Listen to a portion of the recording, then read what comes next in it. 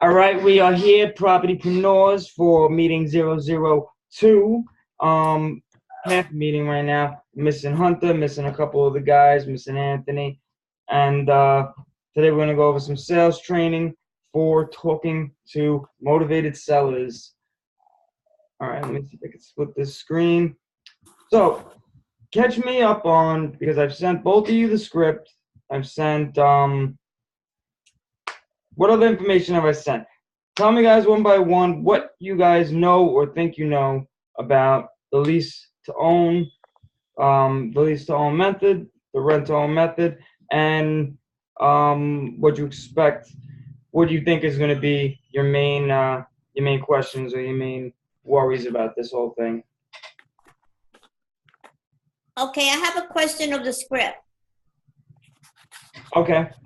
Now you're saying, when you say, if they answer, you say hi, and then you say, then maybe read them the memo. So where is the memo? Is the memo is? All right. One sec. All right. Before I answer that, I'm gonna get the script up for everybody. Oh. All right. I'm gonna pull the script up, and we're gonna do a screen share here. Yes, the memo is another document. Yeah. Usually by then, we're gonna go over the lease option memo. Usually by that point, you're going to, after you get the seller to agree, you're going to then tell them that they're gonna get a call back from the investor, from us, me and Hunter, one of us or both of us will give them a call. We're gonna send them the memo. They're gonna fax it back with their signature and all that. But that's pretty much where we kind of take over the call. We're gonna introduce ourselves, get everything going, because by then. Oh, so that's your part. What's that? So that's your part. Yeah, right? yeah, but you guys still need to know what it is. I still want you guys to know what it is. You will have a little bit of the second half. The second half is then going after the buyers. All right, so you got to remember that there's two parts of this. We have to get the sellers, then we have to get the buyers. We always get the sellers first because it's a lot harder to go for the buyers first and then try to find a buyer it's a lot harder to go for the sellers after you have a buyer. So it's easier to get the property and then just try to find a buyer for that, rather than the other way around. You could have somebody with the money that wants a property, but if you don't have a deal, you don't have nothing. So I'm going to pull the script up here.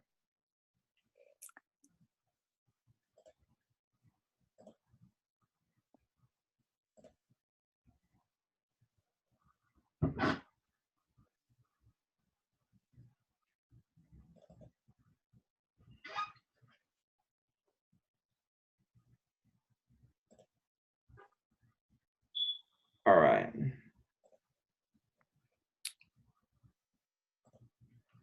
So you wanted to talk about the memo? Well, what is that? Because you said read it to them, but you said we don't have it here in our script. Oh, okay. That's your part. Yes. All right. No, I'm going to send you the memo if I haven't already. Ryan, do you got the memo?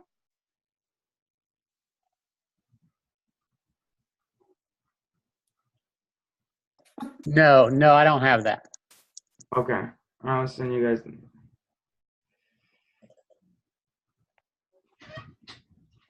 All right. So this is the lease option agreement memo. Basically saying the seller will allow the buyer, us, to lease the property. Whatever the property is, by then you should establish the purchase price, term lease option, monthly lease payment.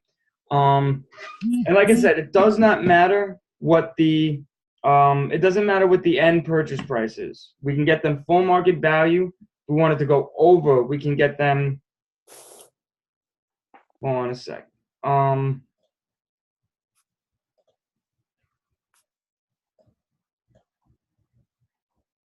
Okay.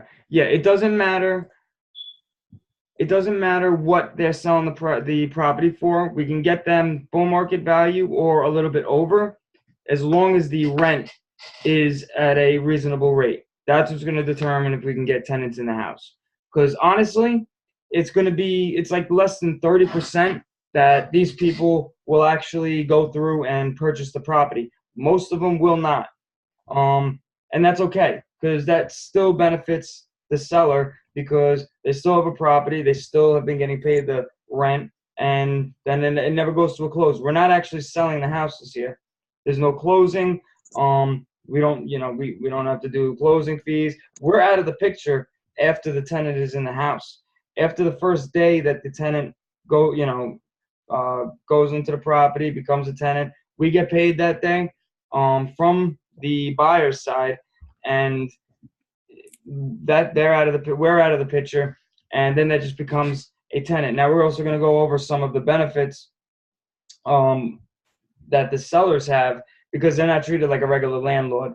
So little things like leaky faucet, regular landlord responsibilities, they don't have that. So it's important that you let them know. Going over just the script in general, and why we want, when we're talking to sellers, it's really, we want them talking more. We want to just be asking questions for you guys. It's really about just doing detective work. We want to get as much information on them. We want to find out if they're motivated sellers. In traditional real estate investing, the only way we're going to really profit is if we're wholesaling a house, getting it at a crazy discount, and basically, if we're getting it at a crazy discount, flipping that, and it's not the case here. What we're trying to do, it doesn't have to be a motivated seller for what we're doing, because we don't need that discount. So we target renters, we target sellers, we target for sale by owners, and these people have had their ad on Craigslist or wherever they have their ads up for, could be it could be days, could be months. They think they're going to sell the house. They're not, but it's not going to happen like that, because they're charging full market price. They're usually charging over what their what the house is actually worth, and they think that they can do it on their own. They don't have the marketing skills, so we're not just relying on Craigslist. We're doing internet marketing. Plus, we're building a buyer's list of lease to own tenants, and it's a lot easier to get a tenant that wants to lease a property, lease to own, than just getting a regular renter. I have a question. What's your question? What is the difference between lease to own and rent to own? What was the question? Why are you going from lease to own or rent to own? What is the difference? Oh, it's the same thing. Lease to own, rent to own. It's just two different ways of saying it. Oh. Yeah, no, it's the same. Yeah, same meaning. It's a lease option, lease to own. Now, the other thing that's kind of like it is a sandwich lease.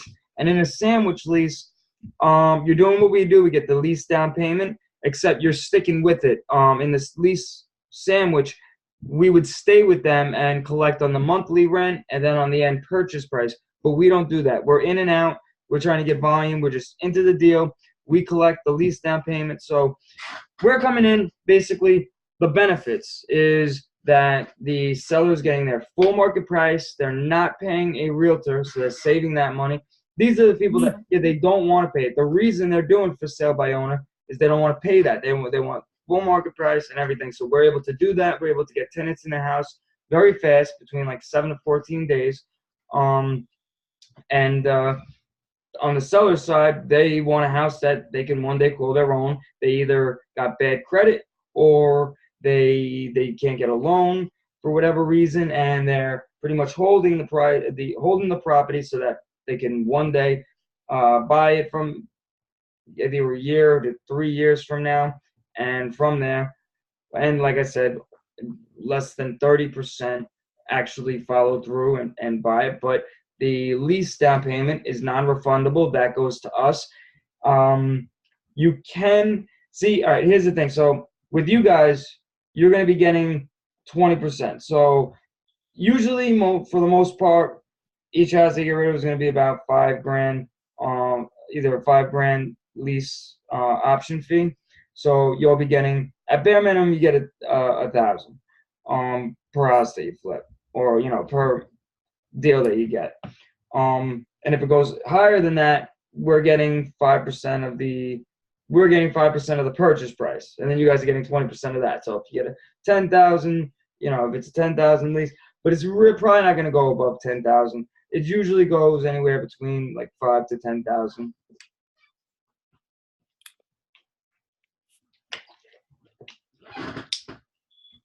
So I mean, this meeting's going to end because we had this meeting up for a little bit. This meeting's going to end in 10 minutes. I'm going to have to, because we spent all that time waiting. I'm going to have to restart this in about 10 minutes, unless we get through it. Not everybody was here, but so Ryan, let me hear any other. What was you guys' main concerns about the script? You guys read the script. What didn't you like about it? Is there any stuff that you didn't feel comfortable with or had questions with? Well, let me ask you this. So if I own a house that's empty, it's an extra house for whatever reason I own this house, what is the upside to me? What's, because as I look at this, yeah, someone's going to buy it, but I still have to carry the mortgage. I still have to have insurance, and someone's going to rent this from me. So in a sense, I'm outsourcing to you the rental of my property that I still own. Yeah. So what's the upside to me? Okay.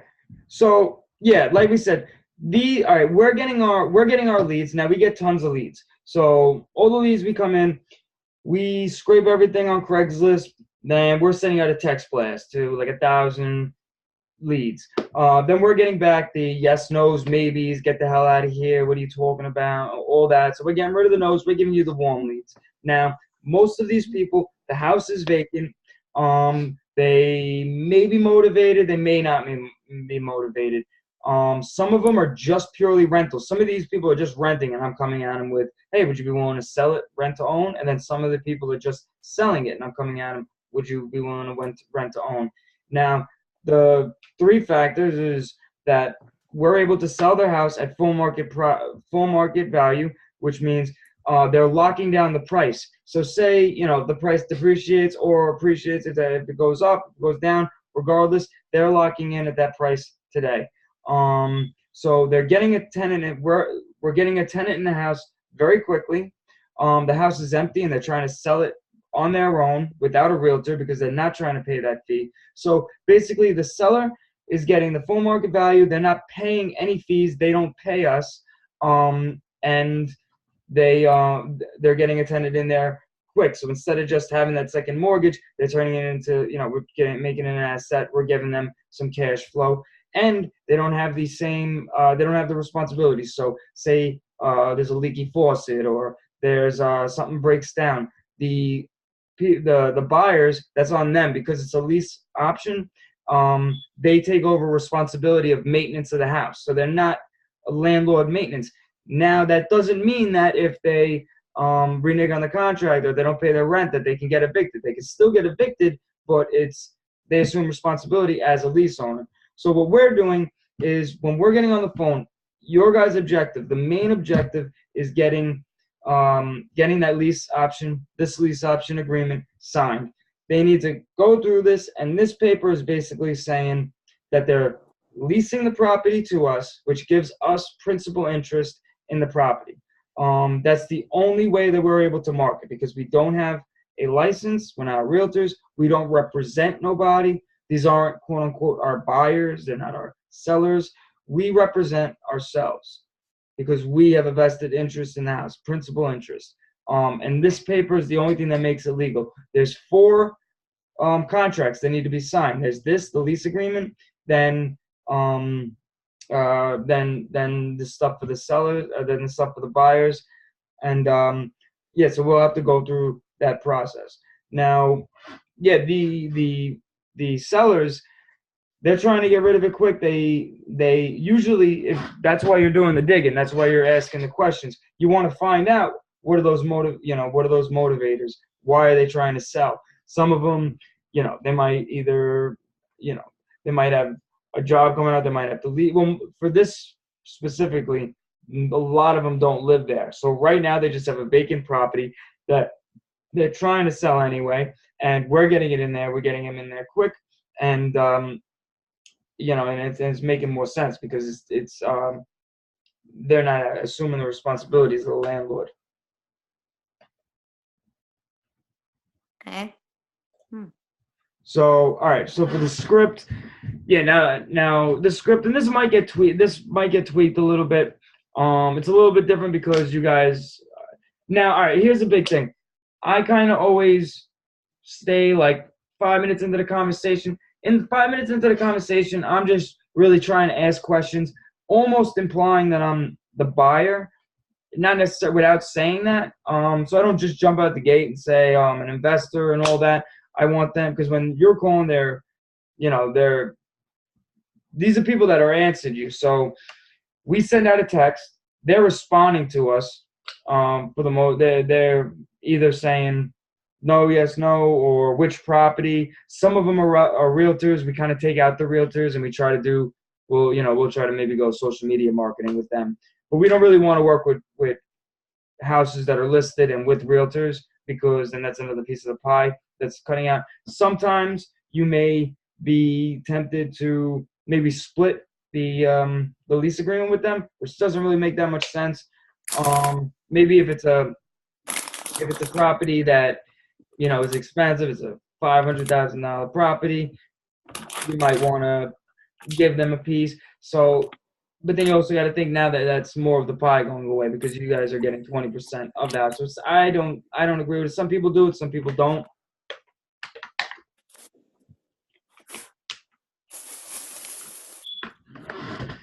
But there was a few other things I want to show. All right, so actually getting into that, because I want to show. All right, so we can go through some of the benefits.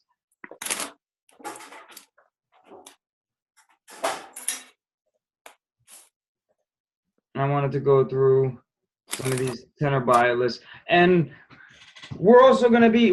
So then, once we get the property under contract, then we got to find the buyers as well. So there's a few different ways that we're going to get buyers, but we want to build a buyers list. We want to build our sellers list, and while we're doing that, we're going to be doing it with funnels and stuff. So like, Ryan, you've been doing funnels? How you been getting your clients? Yeah, some of it's through funnels, some of it's through cold emails, kind of a combination of the two. How is you been running ads for the funnels? Yeah, I kind of shut them down as we got close to Christmas, but I'm going to start that up here in a little while. Christmas is affecting it? Yeah, it wasn't getting the same traction as it was before, so I was like, forget it. We'll just let this sit for a little bit, get past the holidays, and fire it back up. Yeah, we're building, and that's what I'm using some of these videos for, the coaching videos, because we have our course being put together. This course is going to be pretty much doing the same thing you guys are doing, except it's really just them doing it for themselves, with us sending them the leads and everything, with the training videos and everything. But yeah, we weren't even going to launch the course until after Christmas for that same reason. But I wanted to come down here because this had some really good pointers on what you could say. I had some good questions and some good. I'm gonna actually make you guys a explainer video that's directed towards the sellers, so that you can actually just send them to a page where they can kind of get explained. Have the page explaining it for you guys. Yeah. Hey, real quick, how long is the lease for typically? 1 to 3 years. Usually, we want to try to get 3 years. It's the longer, the better for us. Okay, so the goal is, as someone that's going to go in and lease it, they're going to lease it for, say, 3 years, and then at the end of that 3 years, they're going to get a regular, quote unquote, regular mortgage. Yeah. To fully buy it outright instead of leasing it. Okay, I got you. Yeah, exactly. They're gonna. Right now, they can't apply for it because of their credit or because of whatever situation they're in. They got some cash. They're willing to put that down payment down. So yeah, like we look at it like what sort of down payments do most people have? We try to get 3 to 5%, around 3 to 5% of the lease purchase fee. That's how we make our money. Less than 30% of the people will actually exercise the right to, the right to take that option. So it's but that's also in the benefit, for the most part, that's in the benefit of the seller. Some of them, right now it's not a cure-all, it's a Band-Aid. So we're basically helping them out for the time being. They can't get the tenants in there.